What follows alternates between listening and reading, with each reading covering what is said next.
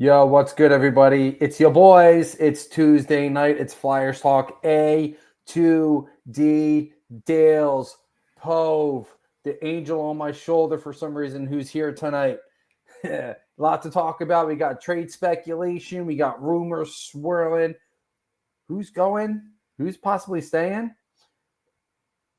Who are they going to bring in? We're going to talk about a lot of rumors that have been swirling around. We're also going to talk about the conference finals. What have you guys thought so far? We'll have the score update on the ticker. We are going to do a lot of fun topics tonight. So hit that like, hit that subscribe, hit that share button if you have the share button. Let's go. Time to talk some puck. Let's get to the conversation.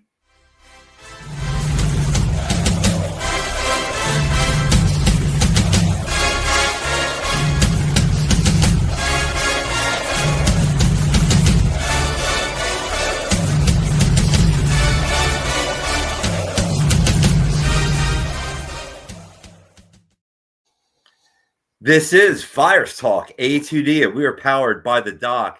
That is Dr. Paul Vidal, Specialized Physical Therapy, LLC. You know the drill. 2 locations, Burlington, Cherry Hill, New Jersey. You're in the South Jersey area. Check out our doc. Make them yours. Visit them at specializedphysicaltherapy.com. As you can see, Matt Tsutsuti is off this week, but luckily we do have a strong PK tandem right here with my boy Dales, Brian Daly, and yours truly, Rob Povia. Be sure to hit that like and subscribe for notifications to all your favorite shows here on A2D Radio. And as Brian alluded to, Dallas now finds themselves down 2-1 heading into tonight's heated Game 4 of the Western Conference Finals, as currently sits 1-0 Edmonton down in the series. Down in the game. We're eagerly awaiting the outcome of this one tonight. We'll be giving our live reactions. We'll give our thoughts to both the East and West Conference Finals. But first, there's a ton of trade speculation here in Philadelphia, per usual, but with a little gasoline on the fire with Rick Tocchet in tow. We want your opinion on our face-off poll, which is the Flyers will make a trade and land a player that is being linked to them currently, right now. In trade rumors and speculation, agree or disagree. We'll be reading your comments all throughout the podcast. If you join us live, if you're watching us after the fact, still drop those comments. We always engage after the fact. I know you do, Dales. I want to get your take tonight. Where are you landing on the Flyers landing a player that's being linked to them? This is tough because I'm being an advocate of Danny Briere has to bring in some help for Michkov. Not necessarily just for Michkov, but he's talking about adding. He said the subtracting is done. Although some addition can be made by subtraction, but that's neither here nor there. But for the Flyers, it's you have to get one of these guys. You got Risto is apparently on the block. He was on the block during the trade deadline. Some of the offers just weren't up to par. There's a lot of people that thought the price tag on Risto was a little high, which, I mean, he's coming off of one of his better seasons in his career, thanks to Brad Shaw, who unfortunately is now a member of the New Jersey Devils coaching staff. Yeah.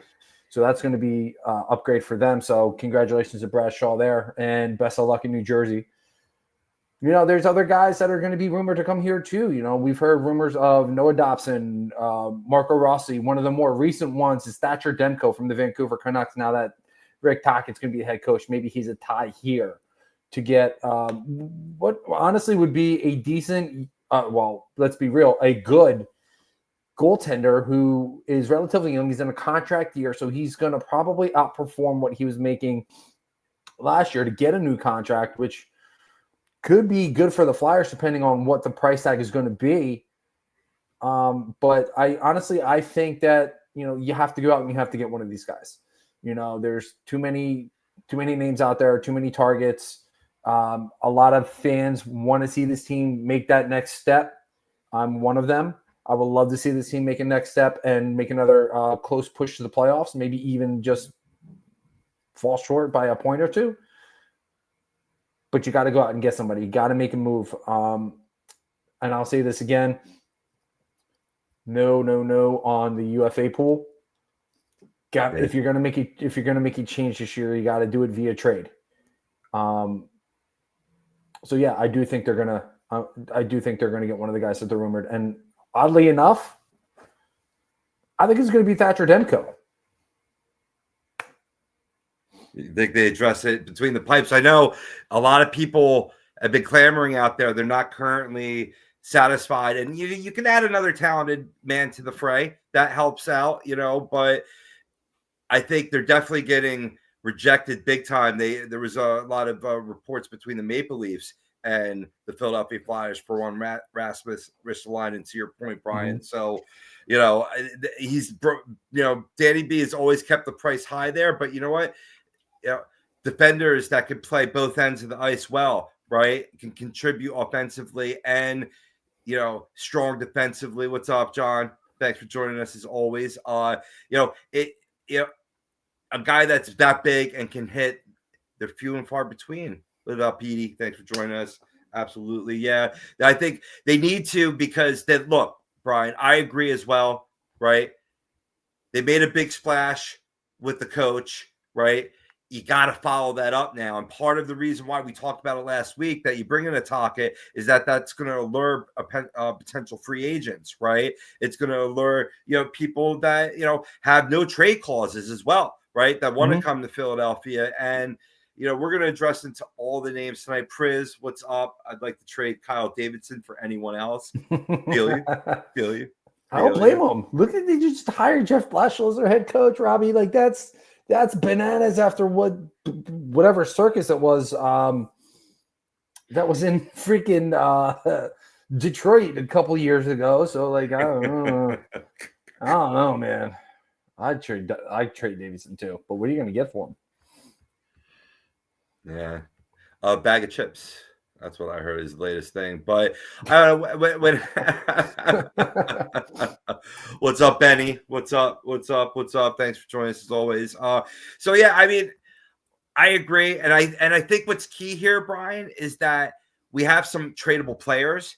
We talked about Rasmus Ristolainen. Nick Seeler has been the topic of discussion. If you want to free up the playing time on the NHL level, for the defenders behind, solidify a spot for Emil Andre, right?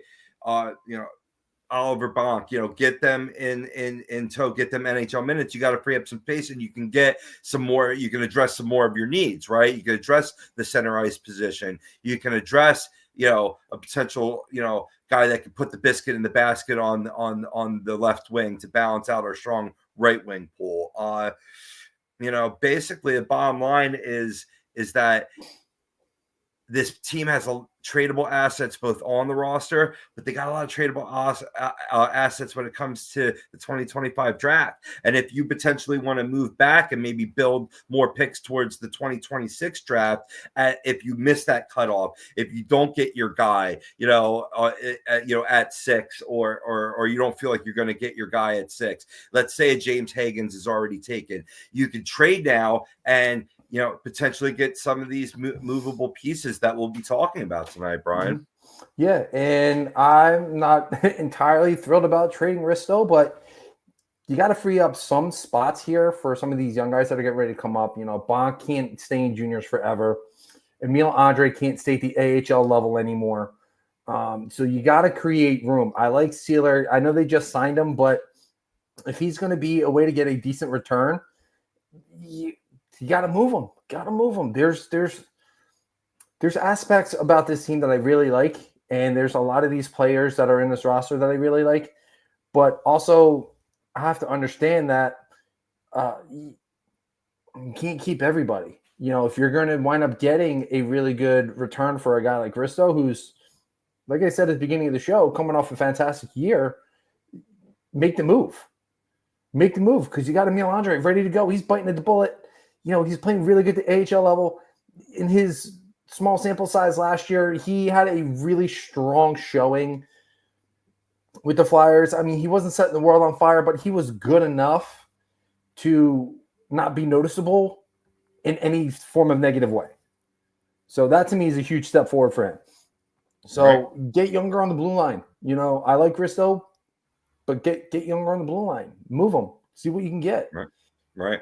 Now, a lot of these moving pieces, you talk about potentially bringing a Demko in, right? That Ryan Swoop goes, Demko isn't all that good. He's a number 2 or rotational guy, injury prone too. And these are all valid points. I was a little turned off too, Ryan, when Brian brought up that name. But, let's say you got to include a Fedotov, which is certainly a name that's being out there too, as he's, as an older goaltender now, he's gotten his beak strongly wet on the NHL level. Right. If you're throwing him in on a package, he's one of the current rumors of Flyers that are being shopped right now. Well, you need a backup for Arison at that point, and Demko could be a solid backup, which I think that's what Soupy was alluding to. That's all he could be. Well, I don't think you really need to at this point, unless this team overachieves in year 1 of Rick Tocchet, which we saw that in Vancouver. If we see a repeat of that, then maybe I could see this team trading for a higher top of the food chain type goaltender. But until that point, you're just trying to support the moves that are going on, during this offseason. And I expect a lot of wheeling and dealing. This is the MO that we're seeing so far in the Briere-Jones administration. Another guy, Brian, I brought him up, I should say Jesse brought him up over at Old City on Flyers Alley, moving Owen Tippett, who it just seems like it's not clicking here in Philadelphia.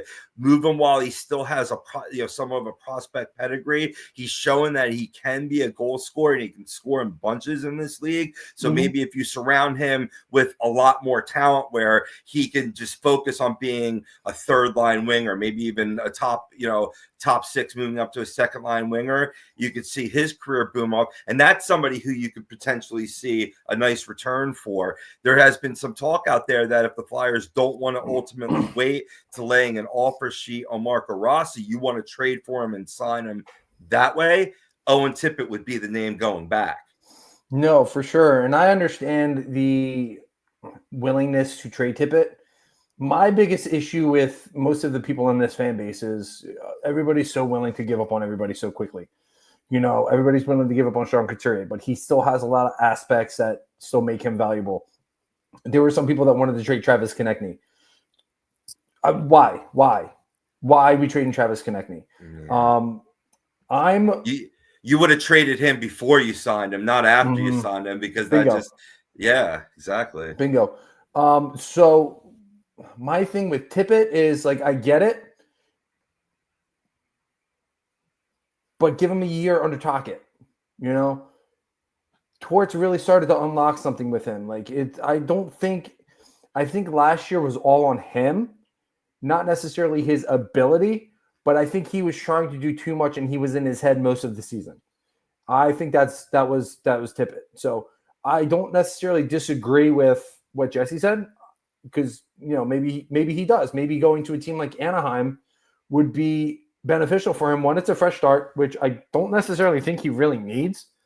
2, he's with a coach that could probably unlock some of the other tools that he has and really be able to kind of show him how to slow down. But in that same breath, I think Rick Tocchet can be that guy too, because he's been on the player side.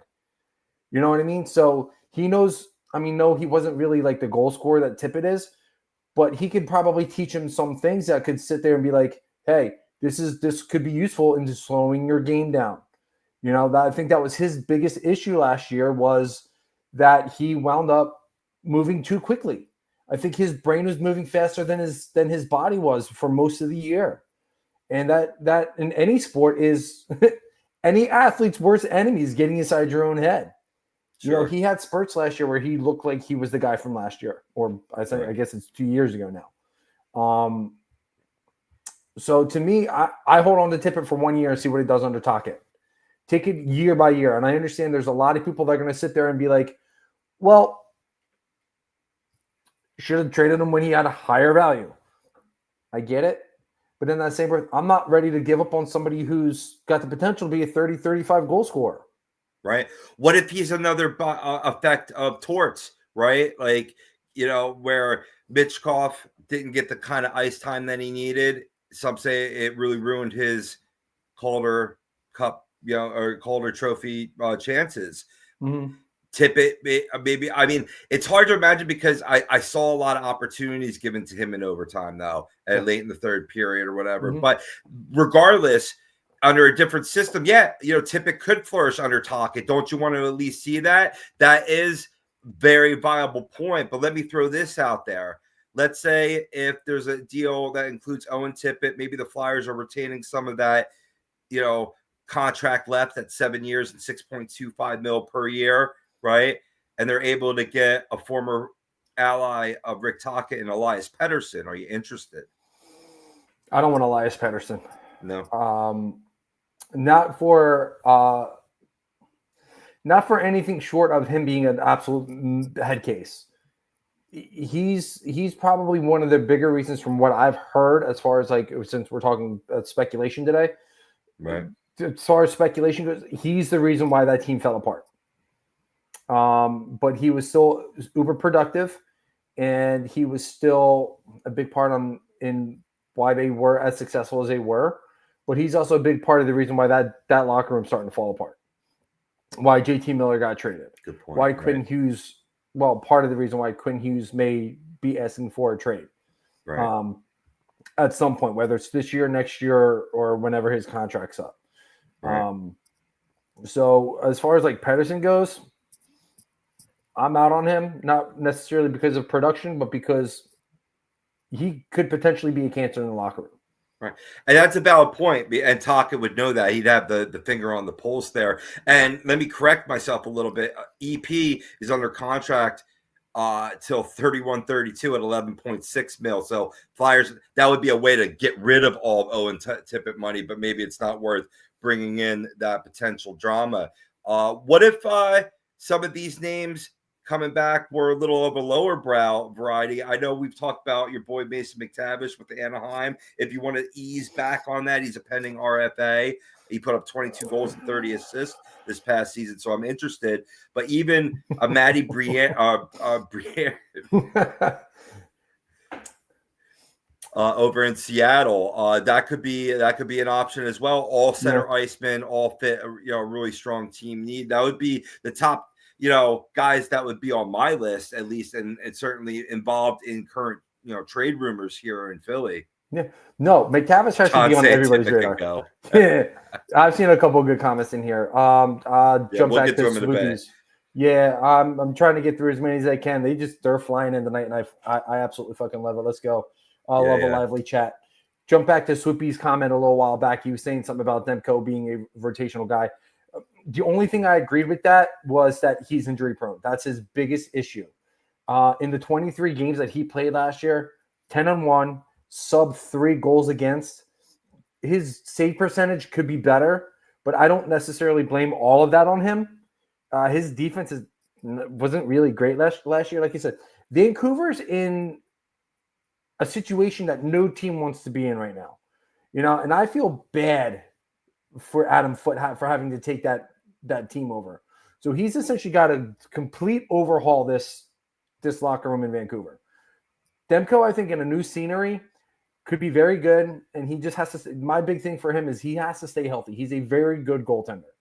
I do partially agree that I think he's a rotational guy, but I mean, I think he's very serviceable for what the Flyers are looking for right now, and he's on the contract. He's contract year for him. So if he doesn't perform the way you want, send him packing. And it would probably obviously take either Urson or Fedotov to probably get that deal done. But what were we talking about? McTavish. Every team should be on McTavish if they can be. I love him. Big body, good, strong 200-foot player. He's got a huge scoring touch, creativity, can skate. But here's the thing. He's a major part of Anaheim's nucleus right now. I don't see them letting him go for anything. They could probably give you 3 first-round picks.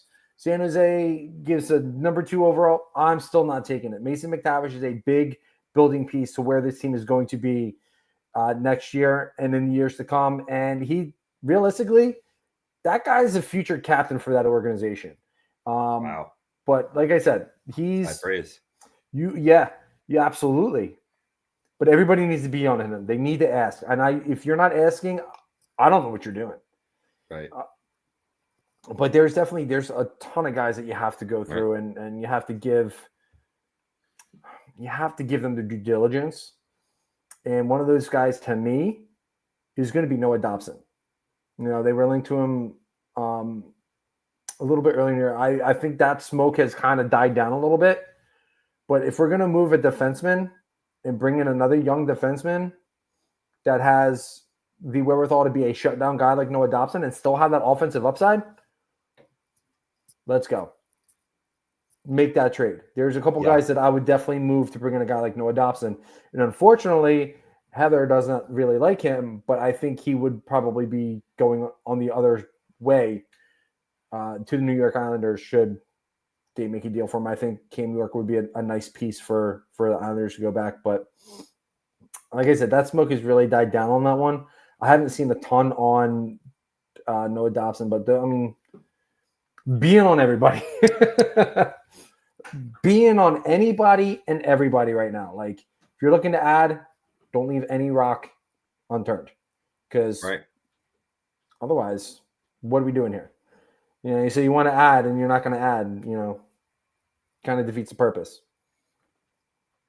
Now, there's a lot of clamor for maybe potentially the Flyers to potentially move on from their captain right now, and Sean Couturier. Could you see him potentially being on the move, or do you think that contract and the no trade clause sort of solidifies him in Philadelphia, or does he want to maybe get an opportunity to win a cup before he has to hang it up? The hardest thing about moving Sean Couturier is going to be the money. I don't necessarily think that he doesn't have any value left for any team. I just don't think that his contract right now is going to be easy to move with. I think his final year of the contract's 2031. And there's a buyout, I think, in like another year or two. I think that's going to wind up being the route that they go, is potentially buying him out over trading. Because like I said, nobody's going to take that money and they can't eat it. Right. Especially for that long. Because I think he's got another 5 or 6 years on his contract. So that's a long time to eat a contract. So if you can go like another 2 years with him and kind of deal with it, as long as he's responsible defensively and he's not a liability, I'll take the offensive numbers he's putting up now. But if he can get back to being that shutdown center, throw him on the third line. Let him do his job and let him be that Selke winner that he was a few years ago. But obviously he's not going to be the full Selke, but be that 200-foot shutdown player that they wanted him to be. I just think that's the best route to go with him. And then it's very hard to move a contract like that for a guy who's really underperforming with that deal, who is realistically a shell of his former self. Right. But again, he still has that defensive responsibility. Right. And as long as he maintains that and certainly shows that strong leadership, right? Your captain doesn't have to be the best player on your team. Look at how successful Dustin Brown was in LA as case in point number one. So, as a long tenured Flyer, there's a reason why, Danny and Keith reached out to him first to tell his teammates, because they all listen to him. Go get me Tage. I'm interested in some Tage Thompson. Yeah, Mr. USA. Mr. Reason why they got a gold medal. Well, he's not the full reason, but I'm going to leave that other name off the board here for a while because nobody likes him. Right. Yeah. Prince, did you change your thing mid-show? Yeah. Oh, man. I can feel myself just getting more and more congested as the show goes on. Yeah. Hey, Priz, it could be worse. 50 years ago today was the last time a Flyer drank from Lord Stanley's cup. So, yeah. Anaheim's going on 20. Yeah. Well, it's 18 years this year, but. Yeah. It's a chunk. I mean, you're talking about like, where were you when they won their cup? Oh, man. I wasn't even a glimmer in my papa's eye. Yeah. Yeah, I was born almost 10 years later. Yeah, yeah. Oh, but I mean Anaheim for Anaheim. Where were Oh, you? for Anaheim. Yeah, yeah, yeah. I was sitting in my kitchen in my dad's house. Yeah. And yeah, crying when Timo Solani took the cup. Yeah, I think I do think Coots stays as well. I mean, it's tough and certainly, yeah, what kind of value? I mean, unless it's a team that's looking to take on salary, that's about the only thing that you can look into. And I think they did miss their opportunity in training Coots, but the back issues made it complicated to get that done. So I can understand why that boat was missed. But I mean, in terms of like we talked about in terms of, tradable guys, right? What do you think is the biggest area of need that this team needs to fill right now, whether it be through trade or free agency or through this draft coming? Dude, I think it's pretty cut and dry for me. It's yeah, it has to be the center position. You have to get that back and under control. I love what they're doing as far as the wingers go. I think there's a lot of talent there. There's a lot of scoring ability there, a lot of creativity offensively, a lot of speed as far as transitions go. But you gotta make sure that center position is secured. I don't necessarily think you need to look too far. I think Tage Thompson is a good option. I see Swoopy saying yes to Tage. What up, Greg? Big win today. Big win today. You definitely need a big body 200-foot center. That's for damn sure. You still have Jet. You still have Paling, who I believe did sign an extension this year, so he's going to stick around for a couple more years. So there's essentially your third and fourth line center in Paling, and then you also have your second line in Jetlachenko, potential first line center in Jetlachenko. But you still need essentially your checking line center, which I know that a lot of people don't see that anymore. A lot of teams do the 3 scoring lines just because it's a this is an offensive league. It's offense. People love to see scoring,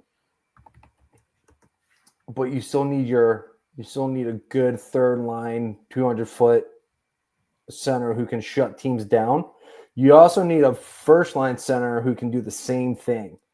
That's what made Sean Couturier so good for so long before the back injury really started bugging him. Was he was a guy who can shut down a team's top center. How many times have we seen him shut down Evgeny Malkin? How many times have we seen him shut down Nicholas Backstrom? Patrice Bergeron. And Bergeron did the same thing to the Flyers. When you have that as your first line center, it just makes you that much harder to play against. So that's where I think I think that's their biggest need. I know a lot of people are probably going to say goalie too. I see Benny saying center position. I mean, you can go either or, but for me, I'm soul centered on get me a center. Get me a guy who can be a number 1 shutdown center. And still get you 30 goals a year. That's not too much to ask, right? No, not at all. Not at all. And I mean, there's a couple different routes. You could go through trade, you could go through RFAs, you could go through even free agency, but there is a lot of clamor for goaltender, and I don't quite understand that. And I think that's because of lack of familiarity of what the talent is in this pipeline. So we're going to keep preaching it every week here until people get it, because I mean, even talking with other fellow Flyer, journalists, right? They might even side with potentially bringing back a former Flyer between the pipes. I've heard this chammer as one Alex Lyon is a free agent this year. And I'm like, haven't we had enough of former Flyers returning this offseason? I don't think we need another one. But I didn't see the validity there, especially because of what's currently in the pipeline. Yeah, I mean, it's not even necessarily just a validity for what's in the pipeline at Robbie. It's why bring in another Band-Aid? He's no better than what they have now. Well, I mean, he's a little bit better than what they have now, if I'm going to be perfectly honest. He's really grown into a decent platoon guy, but he's exactly what they already have. So why waste the money on that? You know, I like Urson. Urson is a good platoon guy. He's exactly what Alex Lyon is. We just need Fedotov to find some consistency. Right. If he can find some consistency, this team is going to be okay until we really find out what Bjarnason is going to be. If we find out if even Zavragan even comes over, if he even comes over, what he's going to wind up being as far as a starting goaltender. Could he be the franchise guy? Absolutely. Could Bjarnason? Absolutely. But I don't want to turn into Detroit where we're just going to continue to bring in Band-Aid goaltenders until somebody's ready. If we're making a move for a goaltender, make a move for a goaltender who's going to help them win now. Right. Right. No, for sure. For sure. I agree with what you said before. I think you need the center on the center ice position. And I think if you can't get a top end guy like a Mason McTavish, he wants to stay in Anaheim, maybe Minnesota finds out a way to make it work with Rossi, or he chooses to sign an offer sheet elsewhere because a lot of teams are in on him, right?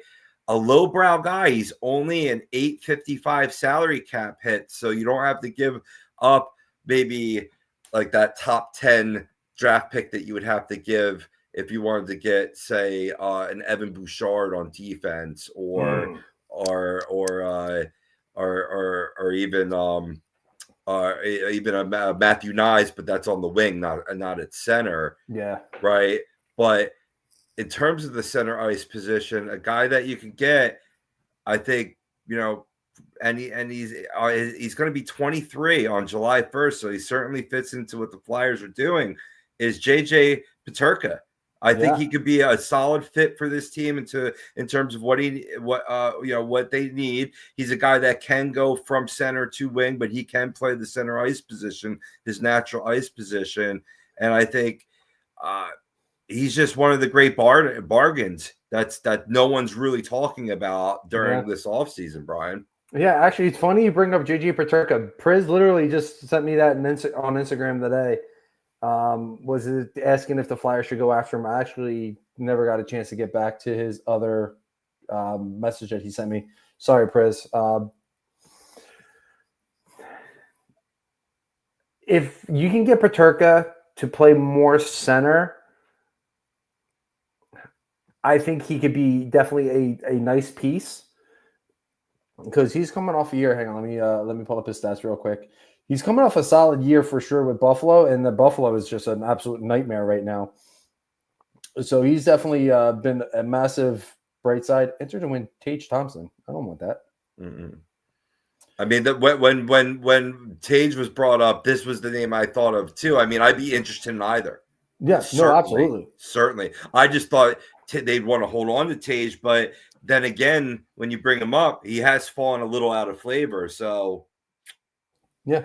I mean, Peterka coming off of a massive year, 77 games last year. He's just shy of 30 goals to 27, 41 assists. So he had a very good year for a average team at best, really. So I'm all for it if the deal's right. I'd rather. All right, so let me put it this way. So if we're going to go RFA hunting, which I'm all for, got to try and get the rights, because you can't guarantee that, a guy like Marco Rossi wants 7-8 mil. So that's going to be big time compensation. You might be able to get away with giving up less in a trade than you are going to be for having to spend compensation on a player. There you go. This is where JJ Peterka could be a really nice piece, because you might not have to give up as much as far as compensation if you do decide to offer sheet him and Buffalo doesn't match. Right. But I think you're right. I think he could be a very good fit for this team. I think his versatility is going to be something that's going to absolutely benefit this team. And like you said, 23 years old, fits right into what the Flyers are trying to do. Right.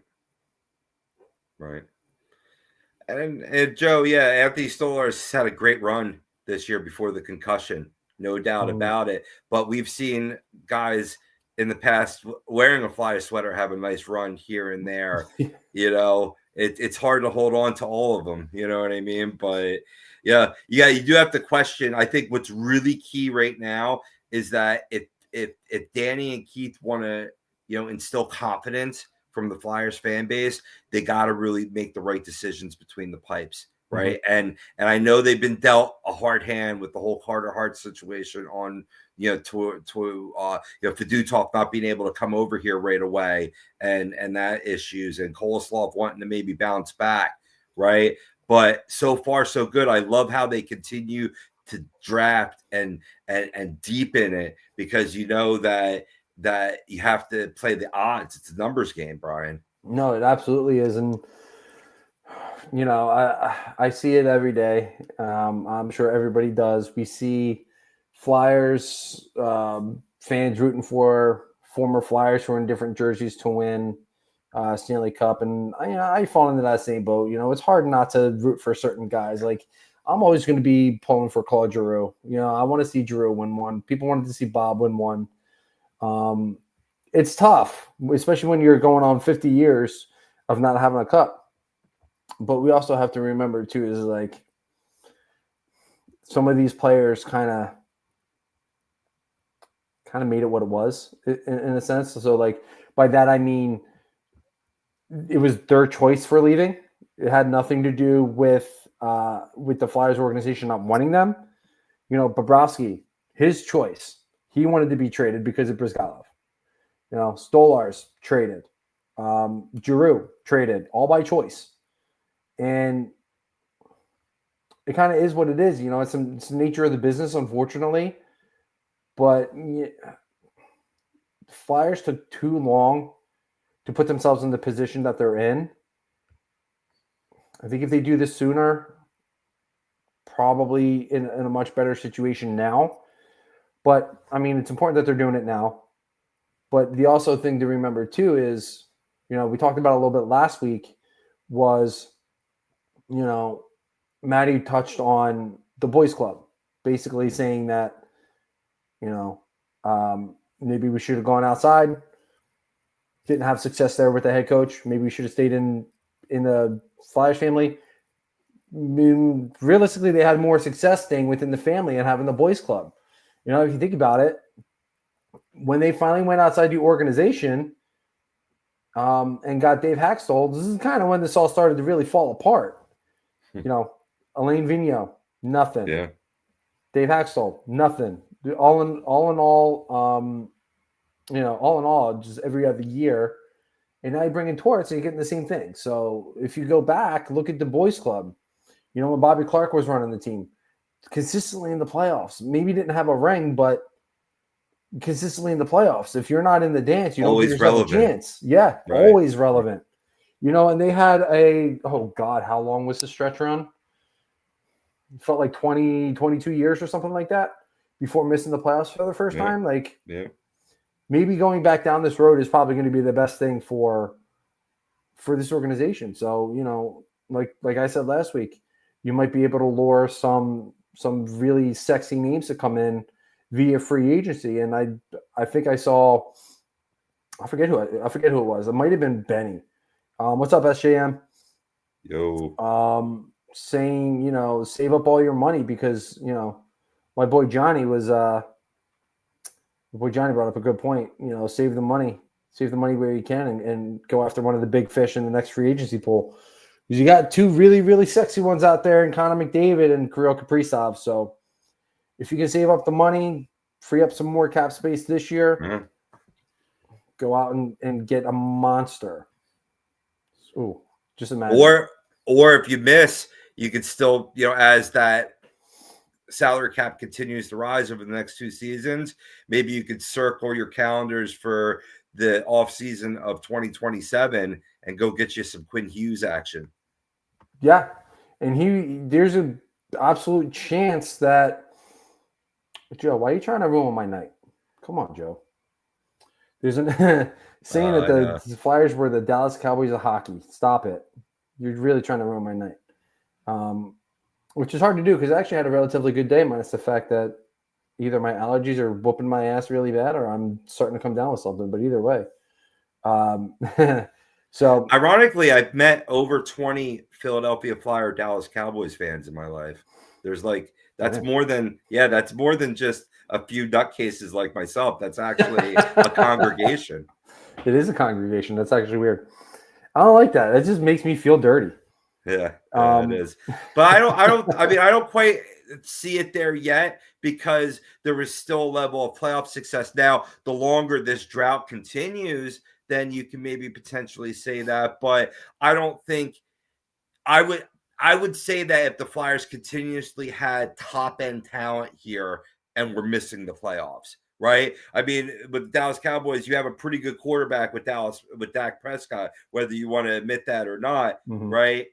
Yeah, Heather is another example. That's what I'm saying. It's another one. I'm telling you, it's a movement. It's all about disdain for the Philadelphia Eagles. That's what it is. That's what it is. That's what it boils down to. But ultimately, getting back to the point, right, is that this team is fledgling with youth, and there's a difference there, right? Now, if you see this to fruition and then they still don't get the results, then you can start talking that territory. But until then, right, I like you said, they can go back to what has worked for this organization, right? And I, above anybody else, had that quick, regurgitative state in terms of bringing another former Flyer in. But there's a reason why particular companies stay in house, right, with their hires, and there's been success there where there's been failures elsewhere with, say, Lane, Vigneault, and Hackstall, to your earlier point, Brian. But any which way you slice it, there's only one thing to do. If you like what you're hearing tonight, hit that like, hit that subscribe, hit that bell for notifications, get tuned in to everything here that A2D likes to do Sunday through Saturday all week long. Make it happen. Yeah, and if you missed it, Michael Chromiak, who does Lazy Booking, had an amazing interview with the Blue Meanie. I'm sure some of you guys remember the Blue Meanie. Great interview. You can always go back, and if you miss something live, you can always go back and check it out, whether you're on YouTube. We always post clips up on Instagram, so follow us over there as well. And also follow us where you get your podcasts as well. We're everywhere. We're trying to take over, so help us take over. Yes, sir. Yes, sir. Yeah. Now, talking about keeping it within the family, Brian, right? We've seen a family member leave and a family member return within a 10-day period. Ian LePerriere stepped down as Lehigh Valley Phantoms head coach, brought them back into playoff relevancy, coached up a lot of the young guys that we're seeing here and helped develop with the Philadelphia Flyers. Well, he's back with the organization today. The team announced that he will rejoin the organization as an advisor to hockey operations. So he's going to work upstairs, more of a front office role, get that education on this side of the bench to join such players like John LeClaire, who's also a special advisor as well. So I think it's good. Lappy's become part of the folklore here in Philadelphia ever since he lost some teeth and spilled some blood.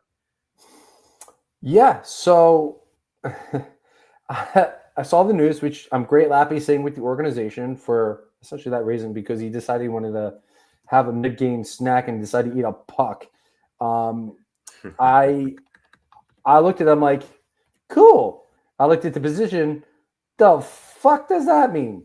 What is he going to be doing? Honestly, I still don't know the answer to that, but I'm just happy he's staying with the organization. This is a guy who means so much, had such a great run with the Phantoms last year.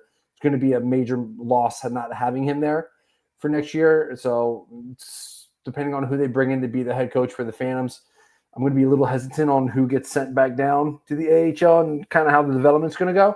But I love that Lappy is still staying. I think depending on what his role is going to be or what his role is going to entail, he's definitely going to be a major asset for this organization, this front office, and hopefully getting this team back to where they want to be. Right. Yeah, it's a big undertaking. So, I mean, the more hands on deck, the better. And I mean, I would have preferred if a Flyer was staying with the organization to be Brad Shaw. That would have been nice. But I get it. Rick Tocchet wants to pick his guys, but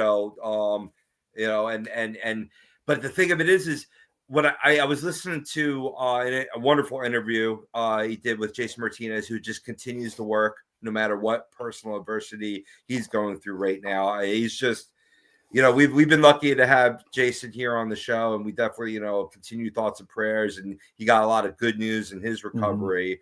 He's been so open about his process on his social medias, and going through the cancer treatment that, he's just a great. I mean, when I start to feel lazy, I look at Mert and I'm like, I got to step up my game. You know what I mean? Yeah. But he did a great interview with Taka when he first came over here after the presser, and Rick said that, I want to have a say in my guys, but I don't want to pick 5 other Rick Tocchet's. I want everybody to bring their own piece of the puzzle. That's why I thought Bradshaw had a chance, and he already had a relationship with the defenseman and did a really good job coaching up the PK here in Philadelphia. But I think Brad, when he didn't get the job I think he chose to move on as well, so that he might have even taken his hat out of the conversation.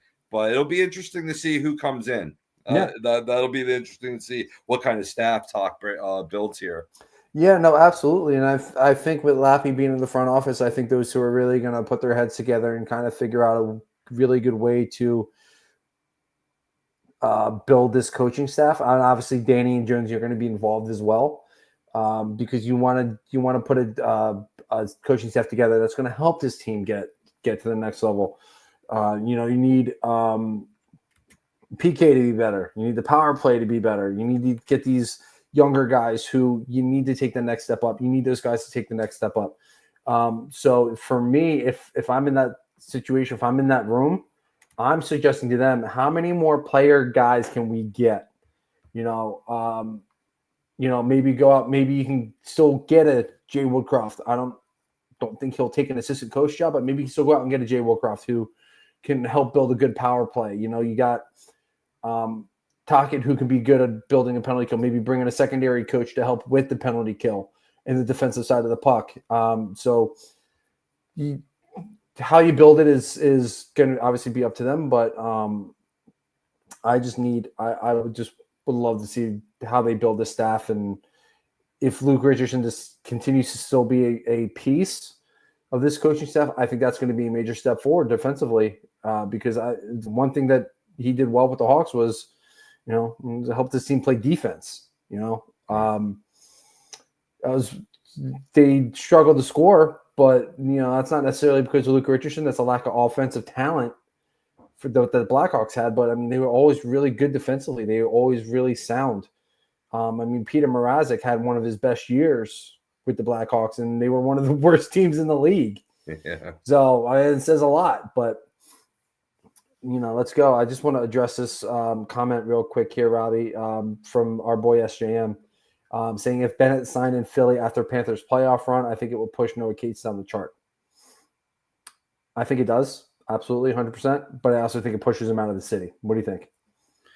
Yeah, I mean, I wouldn't like to see it, but especially with the way Noah Cates has developed, and I think he could be a really good part of the rebuild here in Philadelphia. But if they were to sign a Bennett, it does make Noah maybe a little expendable. But then again, he's the type of player that can play those hard third line minutes though as well. So what up, Don? Love to have you in the house tonight with the rest of the fam here. Priz, Benny, everybody chiming in, SJM. But in the end, I'd like to see both, right? Obviously, and keep that center iceman depth. But it could make them, hey, if there's going to be a lot of wheeling and dealing, if you're making an omelet, you got to break some eggs. And Noah Cates could be a guy where look what we did with this and the development and what have you. Maybe you sell high there, but ultimately, I'd prefer to keep Noah Cates. Now, speaking of Bennett, I think we'll make a quick transition over in the last, say, 10 minutes of the show and talk a little bit NHL playoffs going on. His current run of team looking like a return trip to the big dance for the third season in a row after just taking a stranglehold on this season, on this series, Brian. That's the Florida Panthers over the Carolina Hurricanes, winning the first 2 games in Raleigh before heading home and taking a commanding 3-0 lead back at Sunrise. Now, Hurricanes were able to stave off elimination with a shocking 3-0 shutout win in Game 4, and also changed goaltenders from one Freddie Anderson, who finally showed up to be playoff Freddie in the clutch, unfortunately, on the negative side. But what is this going to obviously be a slam dunk for Florida at this point, or does Carolina have a chance to creep back into this series, Brian? I mean, Florida's just been absolutely all over them. From Game 1, essentially, to Game 3, it was nothing but Florida. Getting the massive saves, getting essentially controlling the game from puck drop in the first period. That's an absolutely massive thing, especially in this round, because players are tired, players are hurt. They're playing through injuries and stuff like that. So if you can maintain any kind of puck possession and control the time, control the clock, similar to football, you're gonna win. You're gonna win the game. That's something else that Florida does really well, is game management. And yeah, you're seeing playoff Freddie. I spent too many years watching him in Anaheim. Be great in the regular season, be great in the first round, be great in the second round. Get to the third round, and he just it falls right on his face. It's amazing. So it's just, I think Carolina can give themselves a chance to go 6 games. But I'm going to be honest with you, Pove, they need a miracle. Prez asked me the other day, he's like, what does Carolina need to do to get back in this? I said, pray. I just think they're done. The thing that I love about this team is they don't have a superstar, and they're still incredibly successful throughout the regular season and essentially into the first 2 rounds of the playoffs. They need a superstar. They need a guy they can lean on and really take a stranglehold of this team and say, hey, boys, let's go. They have to be better. I listen to Empty Netters podcast a lot too. So those guys do an amazing job. Not that they're, maybe I'll try and tag them in this so they can see it if I can get this clip.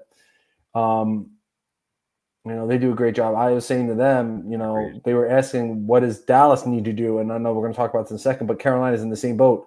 What does Dallas need to do to be better? They just need to be better in every aspect. Carolina's the same way. They just need to be better in every single aspect of the game.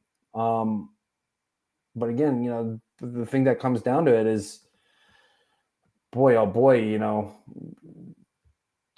get the damn puck. And they can't do it. Florida's too strong, too fast, too quick, too good, too deep. But thank God they have Logan Stankoven, and he's the one that's probably been the one bright spot for them consistently throughout this entire playoff run. Right. Yeah, Florida really, to your point, knows how to dictate the pace in any game situation, and that's so paramount when it comes to playoff hockey. And there's a reason why they might make their third finals appearance in the same amount of years, in 3 years. Yeah, I know. But who they're facing is up for grabs, because we've seen a series go back and forth, as we see tonight's game, still 2-1 Edmonton in the second intermission. I believe they're still in there, unless they've come out, and my stuff hasn't updated yet. I don't have the game on right next to me, but this is a tale of really 2 series within one, where Dallas starts off strong in their home ice, wins a commanding 6-3 victory, and shows that they might be on this miracle playoff run that began very tethered, very guys very banged up coming into it, but really making it work. And then we saw another big piece get banged up for him, and that's Rupe Hintz. And we've really seen the detriment to Dallas's overall offense and defense and what they're doing there. As he got knocked out from a bad slash that didn't get called, in my opinion, that led to a Oilers 3-0 shutout win as well in Game 2, and he didn't play in Game 3 either. And the Oilers come out and home ice and win a commanding 6-1 lead to take a series 2-1 lead, and as they lead 2-1 here tonight. So again, it's the same story for Dallas. They have to overcome adversity, overcome injury. And I think, Brian, what's going to be key is the play of Mikael Granlund, right? Okay. He's a team that could keep this. He's a player that could keep this team afloat. Mm-hmm. He absolutely is. And it's not just Granlund, but Granlund's going to be a massive piece for this team if they want to climb back into this series. There's 2-1. There's still plenty of time left in this game for them to really climb back into it. But this team is too deep and too good to be in the situation that they're in. It's not even really like Edmonton's really super deep and they're getting a ton of depth scoring. Dallas is just better. They got the better goaltender. They got the better defense. I mean, they don't have a superstar in McDavid like McDavid or Draisaitl. So used to saying Draisaitl's name. But Dallas has a lot of youth, which is good for them because they're going to put themselves in the continued position to be in this situation again. But I mean, they are the better team, but they're not playing like it. They're just not getting a lot of bounces going their way. Ottinger has been just shaky, so maybe just nerves for a young goaltender in a situation that he's not really comfortable with yet. But I mean, there's still a lot of time left in this game. There's still a lot of series left as well. I think Dallas just needs to figure out a way to get the momentum back. I think they have to absolutely figure out ways to slow down Edmonton. I think playing maybe a little bit more physical will definitely help. That'll definitely slow down a guy like McDavid, and that'll frustrate him too. Right. And that'll be massive. But they gotta figure out ways to get back in the series. And like I said, similar to Carolina, it's got to be in every aspect of the game. They got to get back to shift. Right.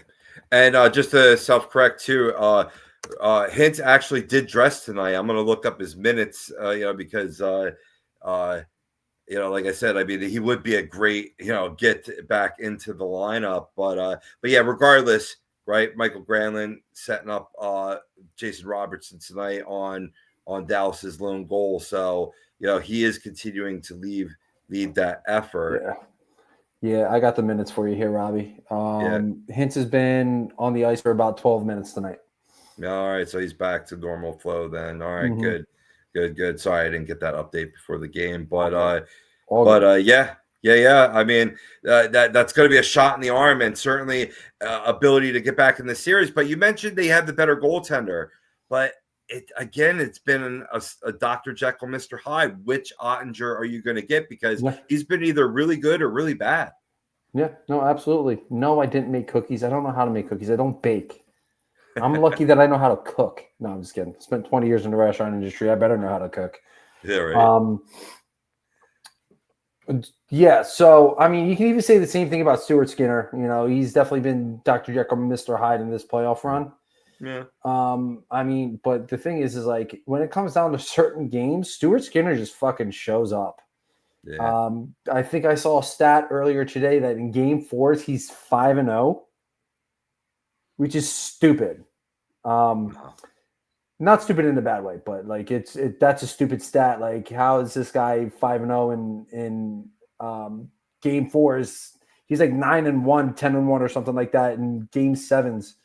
So if this series gets to a game 7, Dallas might be fucked. But they have to figure out a way to win this game. But as far as Ottinger goes, I mean his youth could be a big part in why he's been so Dr. Jekyll, Mr. Hyde, especially in this playoff run. I mean, again, they're getting some really bad bounces to go their way. I think they need the hockey gods to kind of just give them a little bounce in the right direction. They have not looked good since game 1. He hasn't looked good since game 1. But again, it comes back to simplify the game a little bit more, force Edmonton to the outside because that's where they're the most vulnerable. Unless, obviously, McDavid has the puck. I mean, McDavid is just a complete exception to every rule in the book. But if you can keep Edmonton to the outside, get him out from in front of Ottinger, I think you can climb back into the series, and Ottinger can definitely find his way back and get some confidence back, and hopefully take this to game 6 or 7. And then you get your predicted series of Florida Dallas. Mm-hmm. Or maybe not. No, it was Dallas and Carolina. Oh, you had Dallas and Carolina. Mm-hmm. Oh, so completely wrong.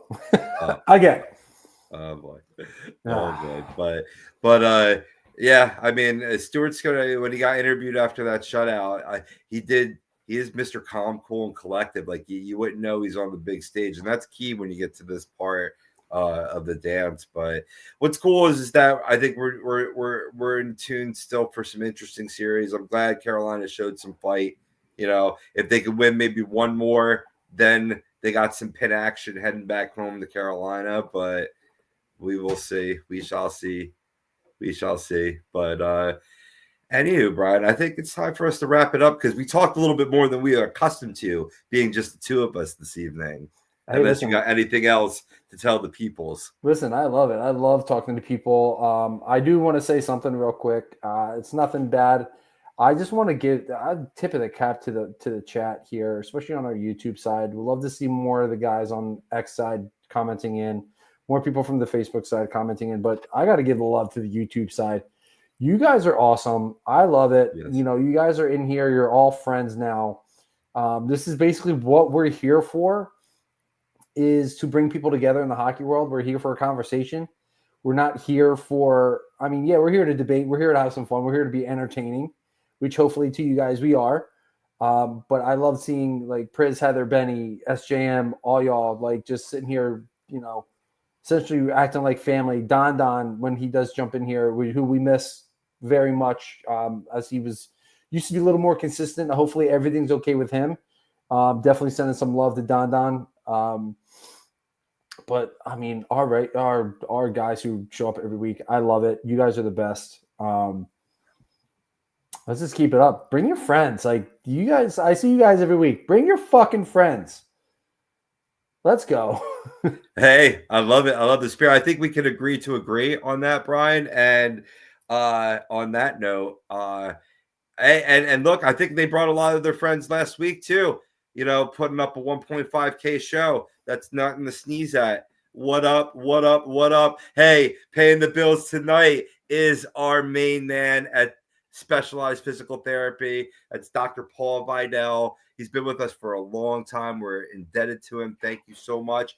He's helped out Brian in the past with his physical well-being. So if you're in the South Jersey area, close to Burlington or Cherry Hill, go check out our doc, make them yours, or you can visit them online, specializedphysicaltherapy.com. They always have a lot of good healing messages that you can catch, even if you're listening to us from Canada right now.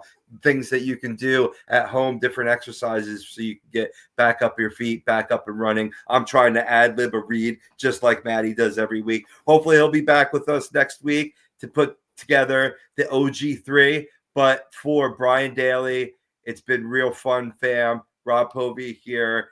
Make sure you click like, subscribe, hit that bell for notifications, chime in for everything that's going on here at a2dradio.com. Thank you, fam. YouTube chat, everyone, we love you. Peace out.